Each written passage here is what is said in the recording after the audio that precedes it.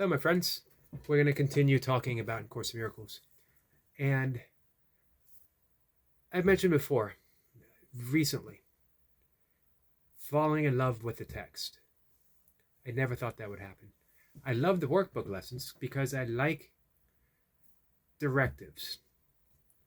One lesson a day, 365 days. And when you're done, you can continue. You could start over. You could dive in anywhere and do the lessons in an intuitive fashion. Or the Course actually says, put it aside. That you're not bound to the Course. It's sort of what the Buddha said about his teachings. He likened it to a raft crossing a river. Very useful, but when you get to the other side, you leave it behind. You no longer have the need for that particular raft or that particular teaching. Very similar in A Course in Miracles, although I found it helpful to have it as a practice. I like the reminders, but here's the thing. You are given a directive in the text. Several.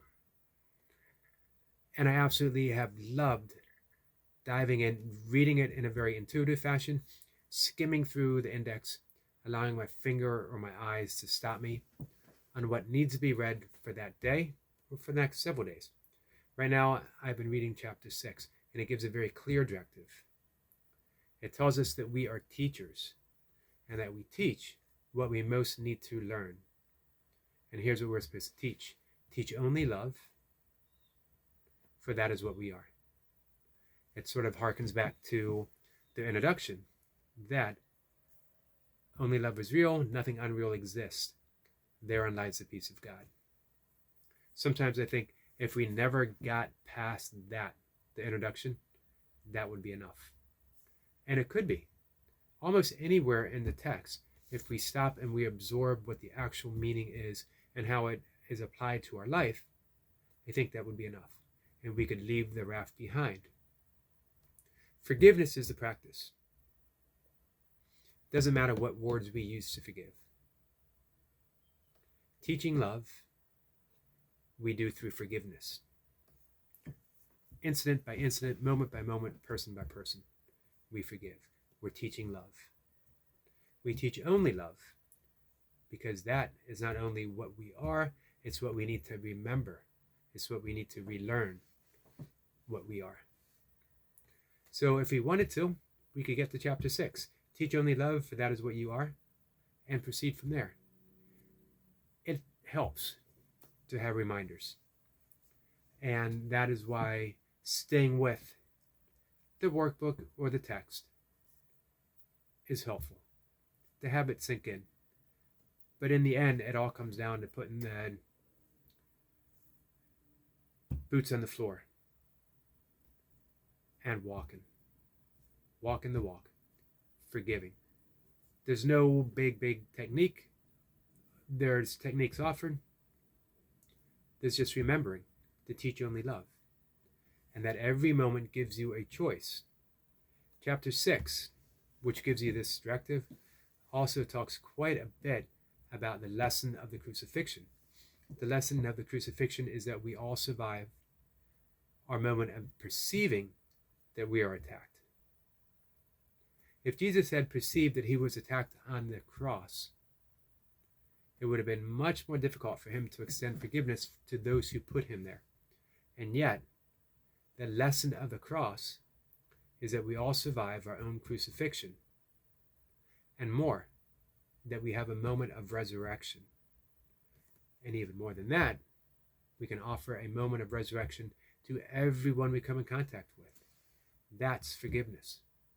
Allowing them to be reborn in the moment without perception of the past attached to them.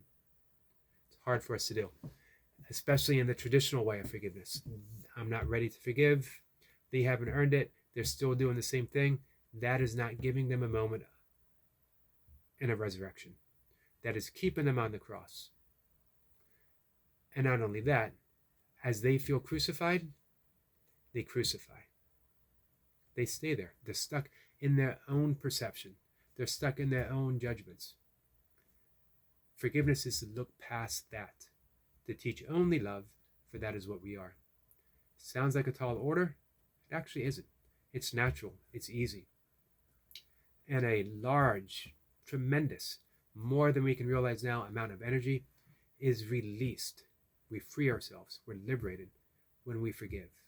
That psychic energy that we invest upon another is brought back to us in a wide open, loving manner through creativity, intuition, inspiration,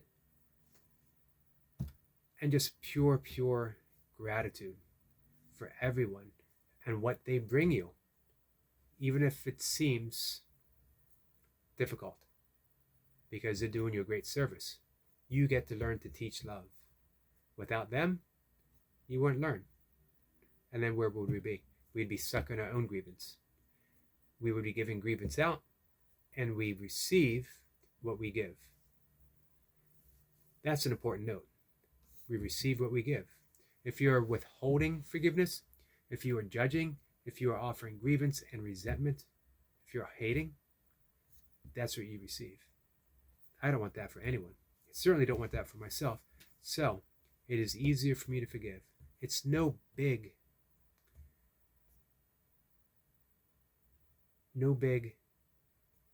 self-sacrifice.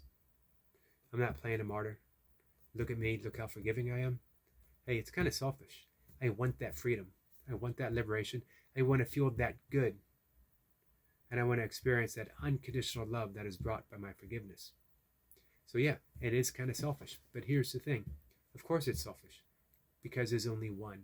There's only one. Appearing in different guises. When we know that, deeply know that, forgiving gets kind of easy. So, the directive. Teach only love, for that is what you are. We teach what we most need to learn, and we learn through the act and the art of forgiveness. With that, guys, take care.